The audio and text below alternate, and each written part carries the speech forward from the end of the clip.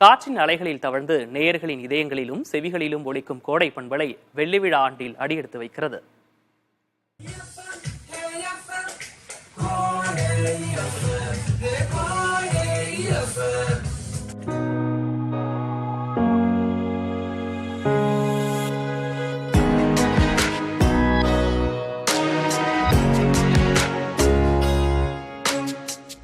இருபத்தி 4 மாவட்டங்கள், 1 கோடிக்கும் அதிகமான நேயர்கள், ஆங்கில கலப்பு இல்லாத உரையாடல்கள் என தென் மாவட்ட நேயர்களின் மனதில் உயர்ந்து நிற்கிறது கோடை பண்பலை. கொடைக்கானல் மலைகளின் இளவரசி என்றால் கோடை பண்பலை வானொலியின் இளவரசி என்றே சொல்லலாம். மழை அப்படின்னு நீங்க சொன்ன உடனே எல்லாருக்கும் கொடைக்கானல்ல மட்டும்தான் மழை வரும், எங்க ஊர்ல எல்லாம் வராதான் காத்துட்டு இருப்பாங்க. நம்ம சொல்றது கேட்டாலே ஒரு சில நேரத்துல சொல்லுவாங்க, நீங்க சொல்றப்பயே நாங்க கொடைக்கானலுக்கு வரணும் போல தோணும் அப்படின்னு சொல்லிட்டு. இயற்கை எழில் கொஞ்சம் கொடைக்கானல் மலையில் தமிழ் மனம் பரப்பும் ஊடகமாக விளங்குகிறது கோடை பண்பலை. உறவுகளின் பிணைப்பை போல் நம்மோடு பயணிக்கும் பாச உறவுகளின் இல்லம் தேடி செல்வோமா இப்பொழுது.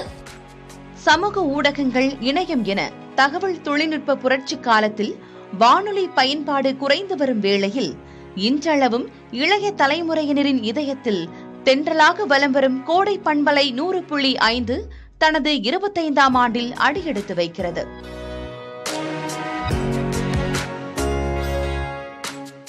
மத்திய அரசின் கீழ் செயல்படும் கோடை பண்பலை ஆசியாவிலேயே முதன்மையான பண்பலையாகவும் முத்திரை பதித்து வருகிறது.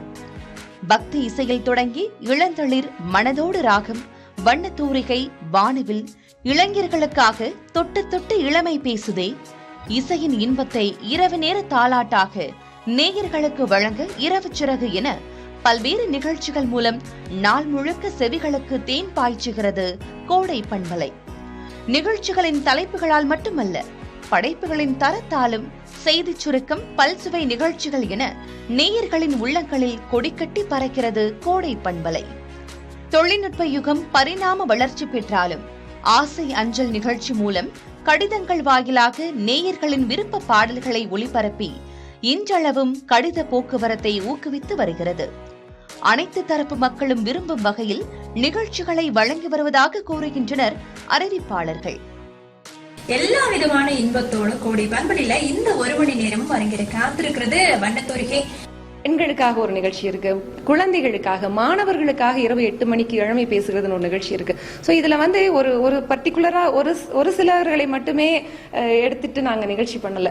ஒரு காலையில இருந்து பாத்தீங்கன்னா இரவு வரைக்குமே பல்வேறு தரப்பட்ட மக்களை தொடர்ந்து சென்றடையக்கூடிய நிகழ்ச்சிகள் இருக்கிறதுனால இது எல்லா விதமான தரப்பினரையும் தொடர்ந்து சென்றடைஞ்சுக்கிட்டே இருக்கு அப்படின்னு தான் சொல்லலாம்.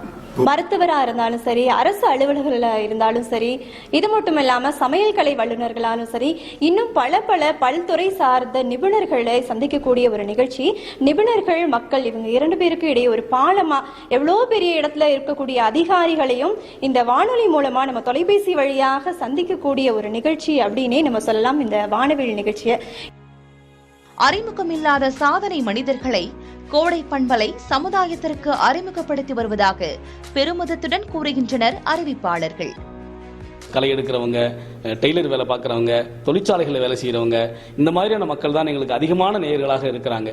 ஒரு நேயர் துபாயிலிருந்து நேரலையில் ஃபோன் பண்ணியிருந்தார். அவர் சொன்னார், துபாயில் ஏதோ டவரில் வேலை செய்கிறாராமா, அதில் ஒரு பாக்கெட்டில் ஒரு ரேடியோ வச்சுட்டு தான் கேட்டுகிட்டே இருப்பாராமா.